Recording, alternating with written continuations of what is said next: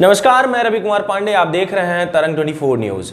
बताना चाहूँगा कि लगातार अब देखा ये जा रहा है कि कानून का डर भी कहीं ना कहीं खत्म होता जा रहा है। रीजन आप लोगों को बताना चाहूँगा कि कई सारे आदेश अगर दिए जाए, चाहे कलेक्टर का हो, तहसीलदार का हो या फिर जज का हो, जब उसका उल्लंघन होना शुरू हो जाता है तो कहीं ना कहीं कानून व्यवस्था पता चलता है कि खत्म हो रही है।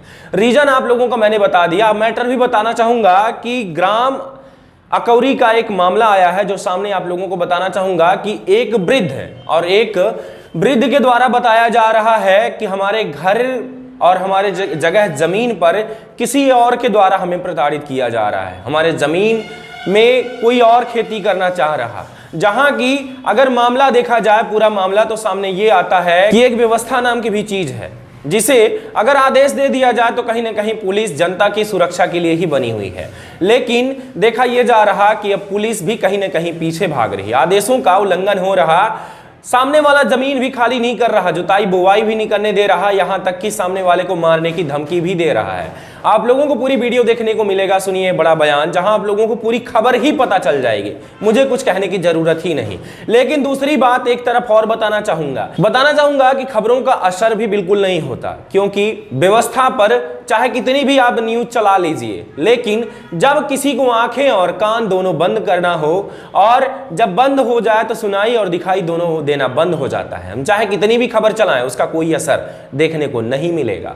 जो आप लोगों को बता दूं कि अभी विगत दिनों के पहले उन्हीं के द्वारा पूरा बयान दिया गया, उनकी खबर भी चली, लेकिन उस खबर का कोई असर नहीं हुआ।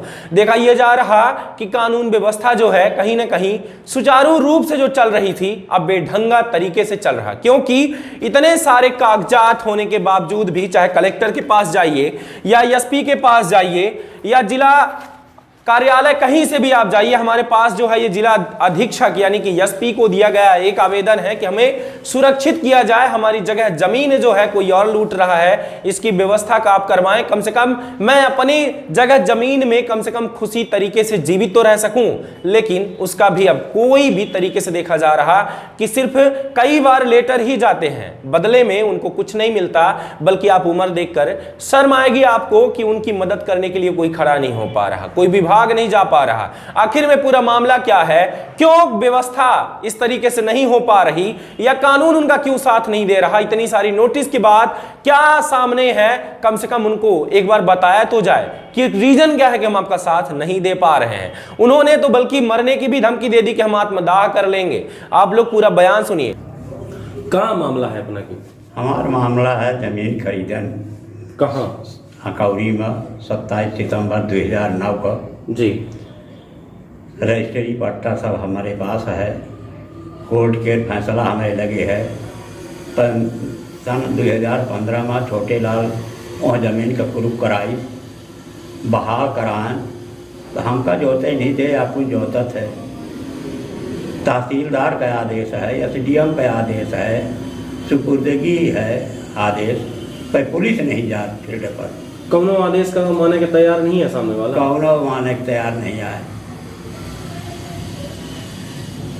तब अब आगे अब आमरण आमदन लगाओ हुई अपने भूमि पर जी, और दाह संस्कार ही करब।